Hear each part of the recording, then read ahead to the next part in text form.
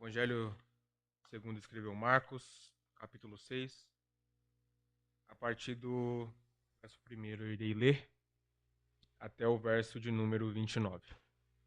Peço que os irmãos. Jesus prega em Nazaré, é rejeitado pelos seus. Tendo Jesus partido dali, foi para a sua terra e os seus discípulos o acompanharam. Chegando o sábado, passou a ensinar na sinagoga. E muitos, ouvindo, se maravilhavam, dizendo: De onde vem de onde vem a este essas coisas? Que sabedoria é esta que lhe foi dada? Como se fazem tais maravilhas por suas mãos? Não é este o carpinteiro, filho de Maria, irmão de Tiago, José, Judas e Simão? E não vivem aqui entre nós e suas irmãs? E escandalizavam-se nele. Jesus, porém, lhes disse: Não há profeta sem honra, senão na sua terra, entre os seus parentes e na sua casa. Não pôde fazer ali nenhum milagre, se não curar uns poucos enfermos, impondo-lhe as mãos. Admirou-se da incredulidade deles. Contudo, percorria as aldeias circunvizinhas a ensinar. Chamou Jesus os 12 e passou a enviá-los de 2 a 2, dando-lhes autoridade sobre os espíritos imundos. Ordenou-lhes que nada levassem para o caminho, exceto um bordão, nem pão, nem alforje, nem dinheiro. Que fossem calçados de sandálias e não usassem 2 túnicas. Recomendou-lhes, quando entrardes em alguma casa, permanecei aí até vos retirardes do lugar. Se em algum lugar não vos receberem, nem vos ouvirem, ao sairdes dali, sacude o pó dos pés, em testemunho contra eles. Então, saindo eles, pregavam ao povo que se arrependesse. Expeliam muitos demônios e curavam numerosos enfermos, ungindo-os com óleo. Chegou a isso aos ouvidos do rei Herodes, porque o nome de Jesus já se tornara notório, e alguns diziam: João Batista ressuscitou dentre os mortos. E por isso, nele operam forças miraculosas. Outros dizem: é Elias. Ainda outros: é o profeta como um dos profetas. Herodes, porém, ouvido isso, disse: é João, a quem eu mandei decapitar, que ressurgiu. Porque o mesmo Herodes, por causa de Herodias, mulher de seu irmão Filipe, porquanto Herodes se casara com ela, mandara prender a João e atá-lo no cárcere, pois João lhe dizia: não te é lícito possuir a mulher de teu irmão. E Herodias o odiava, querendo matá-lo, e não podia, porque Herodes temia João, sabendo que era homem justo e santo e o tinha em segurança, e quando o ouvia, ficava perplexo, escutando-o de boa mente. E chegando um dia favorável, em que Herodes, no seu aniversário natalício, dera um banquete aos seus dignatários, aos oficiais militares e aos principais da Galileia, entrou a filha de Herodias e, dançando, agradou a Herodes e aos seus convivas. Então disse o rei à jovem: pede-me o que quiseres e eu te darei. E jurou-lhe: se pedires mesmo que seja metade do meu reino, eu te darei. Saindo ela, perguntou à sua mãe: que pedirei? Essa respondeu: a cabeça de João Batista.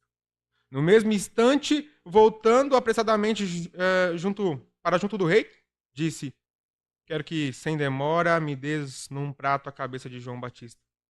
Entristeceu-se profundamente o rei, mas por causa do juramento dos que estavam com ele à mesa, não lhe quis negar. E enviando logo o executor, mandou que lhe trouxesse a cabeça de João.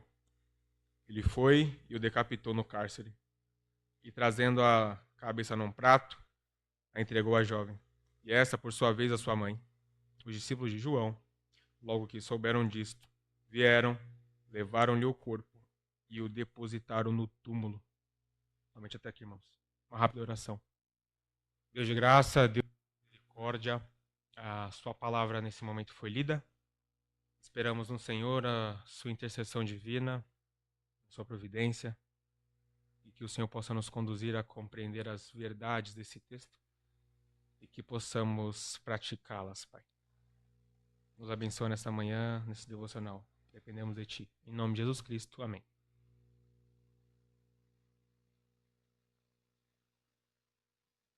Irmão, de fato, são muitos versos. E algo que eu quero comentar nessa manhã é um pouco sobre desprezo. Afinal de contas, desprezo nunca é algo interessante de sofrer ou até mesmo de praticar.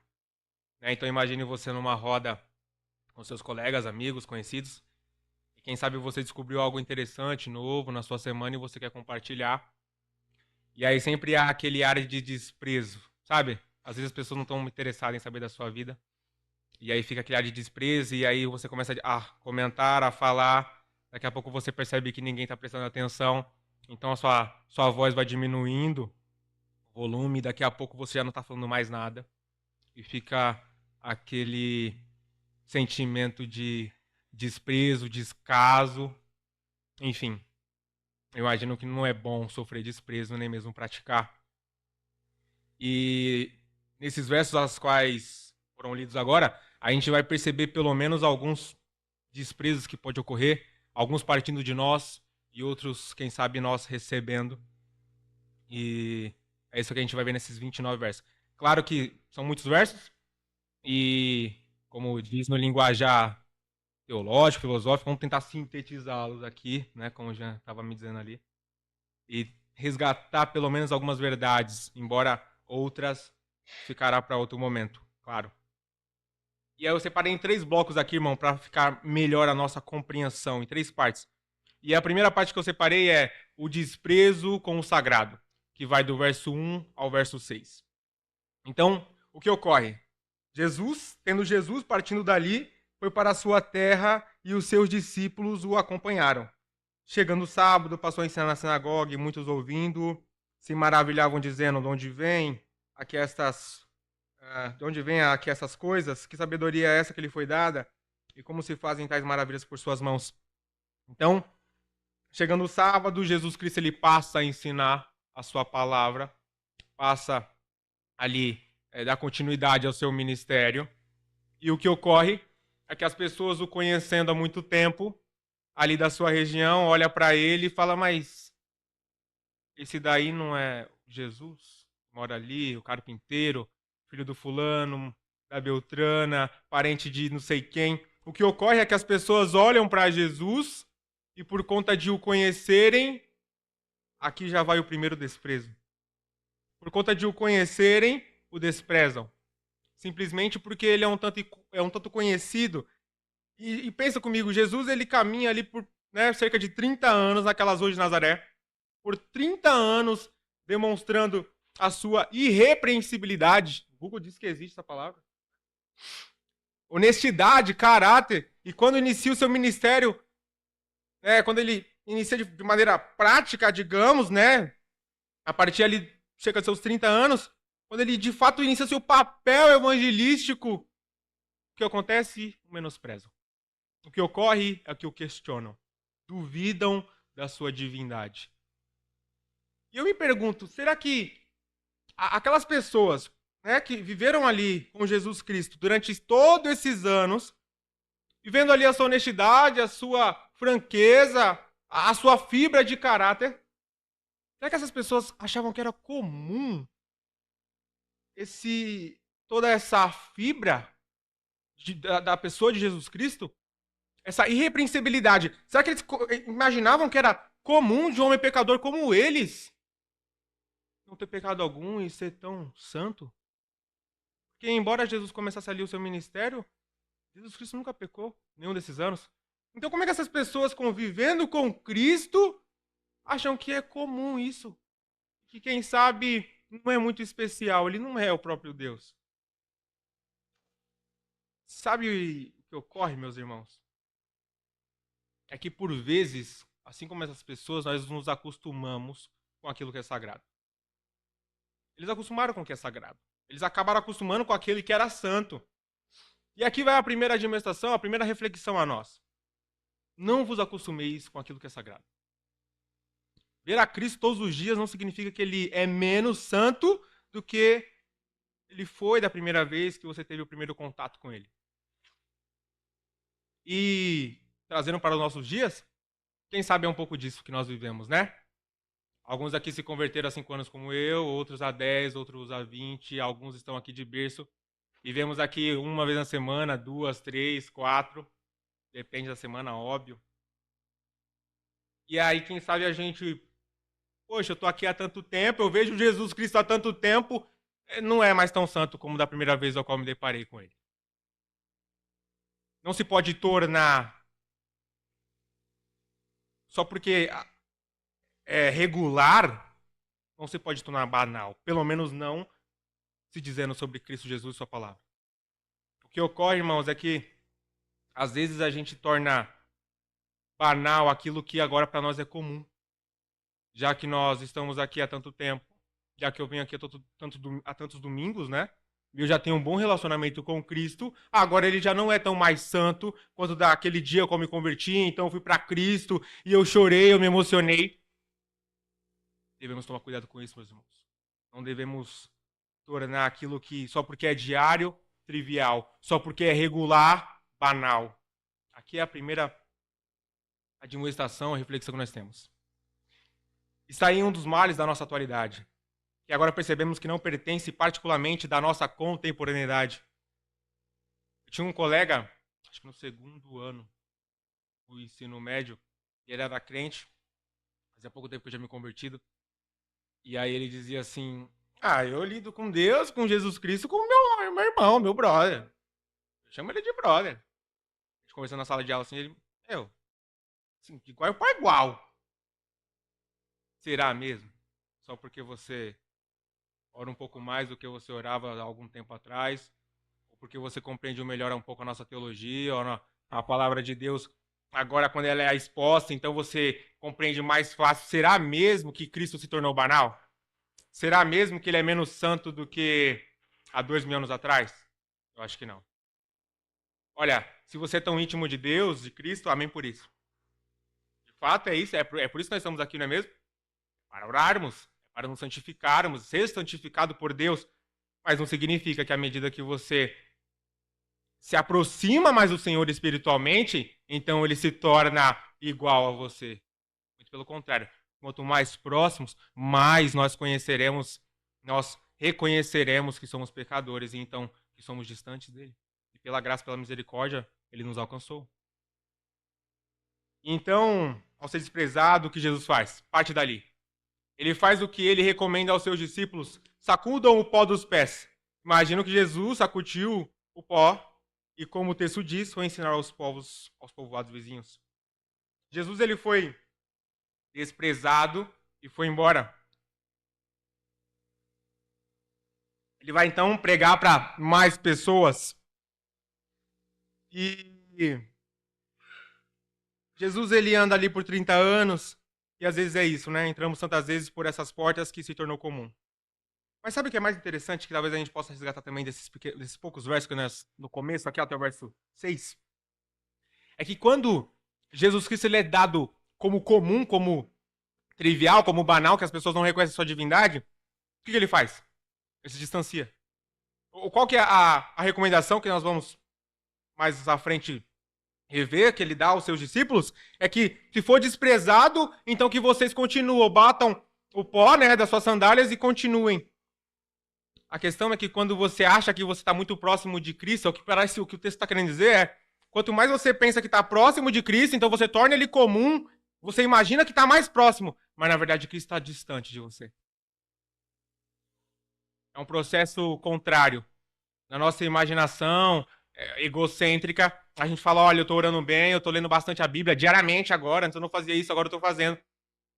E então a gente imagina, olha, eu estou muito próximo de Deus, olha, eu e ele, parceiros. Na verdade, só porque você compreende desse modo, significa que você está distante. Não tornemos aquilo, meus irmãos, só porque está sendo agora diário, trivial. Não tornemos aquilo que agora está sendo regular, banal. Tomemos cuidado com isso, meus irmãos. Cuidado com o possível desprezo que pode vir de nós mesmos. A segunda parte, irmão, dos versos 7 ao 13. O segundo possível desprezo. Jesus comissiona os seus discípulos. Essa é uma boa lembrança para nós que estamos aprendendo aqui sobre evangelismo e discipulado já há algum tempo, não é mesmo? O que Cristo faz? Então ele ensina os seus, ele os treina, mostra como discipular, então agora ele os comissiona.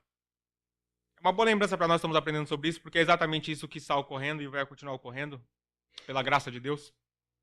E agora nós estamos aprendendo como discipular, aprendendo a como evangelizar, e mais à frente, então, e já está ocorrendo, nós então vamos evangelizar e vamos pregar.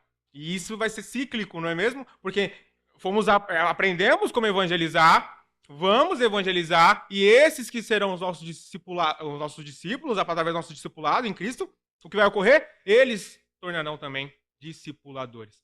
É um processo cíclico. Então, é uma boa lembrança para nós esses versos. Jesus ensinou, treinou, agora os enviou para cumprir novos discipulados. Devemos aprender a discipular. Discipular tão bem ao ponto desses no futuro cumprir novos discipulados. Algo muito interessante também sobre esses versos que não podemos deixar passar é que o Jean compartilhou comigo alguns comentários sobre o Evangelho de Marcos. E todos os comentaristas, pelo menos em 3 ou 4 comentários, eles sempre vão lembrar da providência de Deus nesse verso. Por que Jesus Cristo diz a eles, olha, então vocês vão e não leve praticamente nada, não leve nem mesmo uma segunda túnica. E o que Jesus Cristo está dizendo aqui, depois do verso 7, sobre o que não levar, seriam itens básicos de uma viagem. Não é mesmo? Uma segunda roupa. Né? Mas Jesus Cristo fala, olha, não, vocês não vão levar nada. Sabe o que significa? A providência de Deus. Significa que nós devemos, enquanto nós cumprimos a vontade do Senhor, devemos estar sustentados na palavra dele, sabendo que ele irá prover as demais coisas. Então, as recomendações aos discípulos. Pode ser que haja rejeição enquanto discipularmos. Devemos saber aceitar o possível desprezo, temos que saber que existe a possibilidade de desprezo. Irmão, a verdade é que enquanto nós pregamos o Evangelho, pode ser que as pessoas não estejam muito interessadas em ouvir a palavra de Deus. E obviamente que isso vai nos chatear, principalmente se for do nosso meio social. No entanto, a grande verdade é que Cristo já sabia disso e em Cristo está tudo bem. Bata a sandália dos seus pés e continue a boa obra. Afinal, aqui Jesus Cristo está nos ensinando que devemos saber lidar, resistir com o possível desprezo que pode vir de fora, enquanto compartilhamos a pregação do Senhor. Então, se por um lado, nós que já estamos aqui há algum tempo, podemos ter Cristo ou a sua palavra como menos santo, porque a gente já está muito próximo dele e a gente acaba praticando algum desprezo, por outro lado, nós podemos ser participantes e sofredores desse desprezo. Nós podemos praticá-lo em certa medida, mas se pregamos o evangelho, também podemos sofrer desprezo. Então, por um lado, nós praticamos e por outro, nós podemos sofrer tal desprezo. Então, que saibamos resistir com o possível desprezo que acabamos podendo sofrer a partir de compartilhar a mensagem do Senhor Deus. Ele tem os escolhidos, já os predestinou e, infelizmente, alguns de fato, enquanto nós compartilhamos a mensagem, não entrará em seu coração. E o que nós iremos fazer? Nós iremos seguir pregando o Evangelho. E o terceiro bloco, meus irmãos, o desprezo com a palavra. Então, o que ocorre?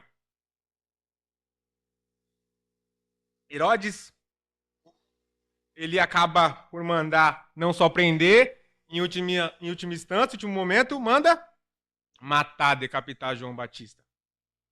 O que ocorre nos versos 14 em diante é o seguinte: chegou isso aos ouvidos do rei Herodes, porque o nome de Jesus já se tornara notório, e alguns diziam, João Batista ressuscitou dentre os mortos. E por isso nele operam forças miraculosas. Olha, a primeira questão aqui que podemos ressaltar sobre isso é que no verso 14, 15 e 16, aliás, no 14 e no 15 principalmente, as pessoas dizem o quê? Olha, é Elias, ainda outros, é profeta como um dos profetas. E Herodes vai pensar que até mesmo João Batista surgiu dos mortos para o atormentar por conta de seu pecado.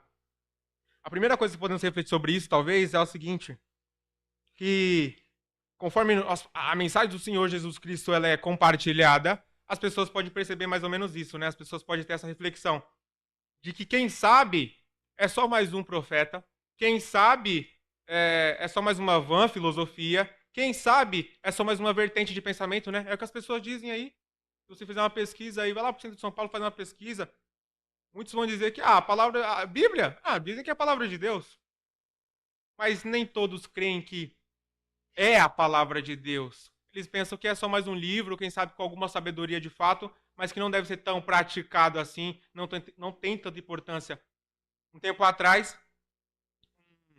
uma galera aí da internet, um rapaz que faz um podcast, ele disse que a Bíblia para ele era a mesma coisa do que o conto da Chapeuzinho Vermelho. Ele disse isso enquanto fazia um dos seus programas. E é mais ou menos isso que as pessoas pensam, alguns deles pensam, né? Que a palavra de Deus é só mais uma vã filosofia. E olha, eu garanto que não é. Na filosofia a gente estuda os estoicos, né? O que são os estoicos? Filósofos antigos que tinham uma boa filosofia até, e que de maneira prática, em questões morais, de caráter e morais, ético, enfim, é muito próximo do que a gente pratica na nossa palavra. Porque ele vai dizer que sempre nós temos que nos preocupar com o social e nunca agir com mais intenções, e sempre se preocupar com o próximo. Nunca ter um caráter meio que de fofoqueiro ou algo do tipo, mas sempre pelo próximo, nunca assim mesmo. Os históricos vão dizer que nós temos que praticar de tal modo a nossa vida que ela sempre atinja de boa maneira, né, o próximo. No entanto, eles vão dizer também que com isso a gente tem que meio que circundar os erros, os pecados, e eles acham que é possível, então, se sobrepor ao pecado e às dificuldades da nossa carne apenas pela própria filosofia. E adivinha? Estão enganados. E aí é a grande briga, né, com Agostinho de Hipona. Então ele assume uma briga e fala, vocês estão errados, tá? A filosofia de vocês é um tanto interessante, no entanto, não é a mais correta. Vocês não vão conseguir se sobrepor ao pecado simplesmente porque vocês pensam bem. Então, até mesmo uma grande filosofia que é estudada na academia, adivinhe, é infundada em certa medida. Ela nunca irá se sobrepor à palavra do Senhor, e a palavra do Senhor nunca será caracterizada como uma vã filosofia. E então o que acontece?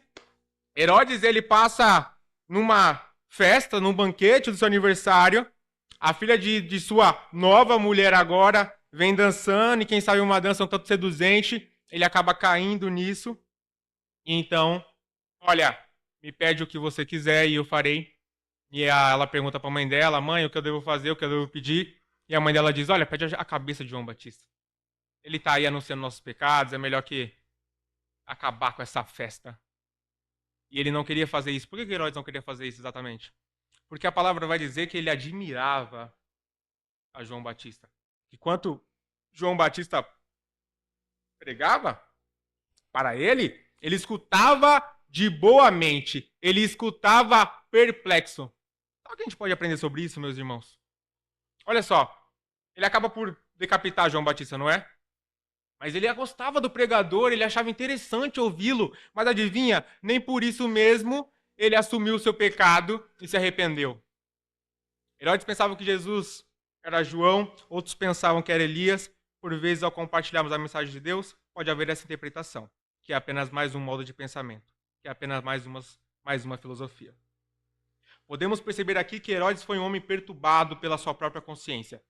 Adulterou, temia o povo, temia sua mulher, temia que João Batista tivesse voltado para o atormentar. Ele se mostrava atormentado, mas não se mostrava arrependido. A primeira questão que podemos refletir aqui, irmãos, a partir desse verso 14, é que às vezes podemos ser semelhantes a Herodes. Como? Quem sabe a gente admira Augusto Nicodemos, Hernandes Dias Lopes, Weber Campos Júnior, olha, cite aqueles que vocês quiserem, Jean Nunes ou Samuel Gomes. E a gente admira esses caras, mas adivinha, a gente não pratica. A gente gosta de ouvir, escuta eles domingo a domingo de maneira perplexa, de boa mente, assim como Herodes. Mas eu não me arrependo dos meus pecados, eu não pratico. Primeira questão aqui, meus irmãos, sobre esses versos, a partir do 14, não adianta só ouvir os pregadores. A gente tem que se arrepender. Não adianta gostar do pregador e gostar de ouvi-lo, mas não praticar o que é ensinado. Não adianta apenas escutar o sermão, tem que praticar. E ao compartilharmos o evangelho, pode haver isso também. Ouvirem, pensarem, mas não crerem. Refletirem, mas não se arrependerem. Por um lado, meus irmãos, o desprezo pode partir de nós para com Deus. Por outro lado, podemos sofrer esse desprezo se nós compartilharmos o evangelho. E esse desprezo, ele é duplo. Pode partir de nós, desprezando a palavra, só querendo escutar e não praticar. Ou pode partir daqueles que também nós compartilhamos. Pode haver desprezo da nossa parte quando tornamos o sagrado comum. E pode haver desprezo da parte daqueles a quem compartilhamos o evangelho. Afinal, pode não soar tão bem aos ouvidos de um pecador desumilde e ainda não regenerado. João é assassinado. Essa morte pode significar para nós também, nos dias de hoje, dificuldade, solidão e também, quem sabe, em última instância, morte também. Em alguns países, obviamente, já ocorre isso. Ainda para nós aqui no Brasil, não. Mas tomemos cuidado também com isso. Irmãos, recapitulando, não tornemos o sagrado banal. O desprezo pode partir de nós. Saibamos lidar com um descaso que pode vir de fora. Sacudamos os pés e continuemos a missão. 3. Não desprezemos a palavra. O que nos espera como resultados após a mensagem pode ser morte. No caso de João, foi. Pode ser rejeição, desamizade, descaso. Mas a nossa boa obra em Cristo Deus é cumprir a vontade dele e resistir a esse desprezo. Então que nós tomemos cuidado, meus irmãos, para não praticar um desprezo com Deus. Tomemos cuidado ou saibamos resistir em Cristo. Se por acaso compartilharmos a mensagem e as pessoas não quiserem receber. E tomemos cuidado também. Às vezes, só ouvir o pregador não adianta. Aliás, todas as vezes. Só ouvir o pregador não adianta. Devemos escutar e, quem sabe, praticar diariamente o que é ensinado. Nós podemos sofrer e também, em último momento, às vezes nós mesmos acabamos por praticar esse desprezo através da palavra de Deus. Que a gente reflita sobre isso, não deixe que o desprezo, né, essa prática ruim de tornar aquilo que é sagrado, banal, se torne comum para nós. Saibamos resistir, que sofremos algum desprezo pela palavra, e também tomemos cuidado. Né? Não é só nossos ouvidos que devem glorificar ao nosso Deus. Só porque nós escutamos, quem sabe algumas vezes, tem um colega conhecido que ele adora, ele ama dizer que ele já escutou mais de 100 pregações do Augusto Nicodemos. E adivinhe, não interessa. Se é 100, se é 200, se é 300, se são todas. A verdade é que se você não praticar, não fez sentido algum. Que Deus nos abençoe.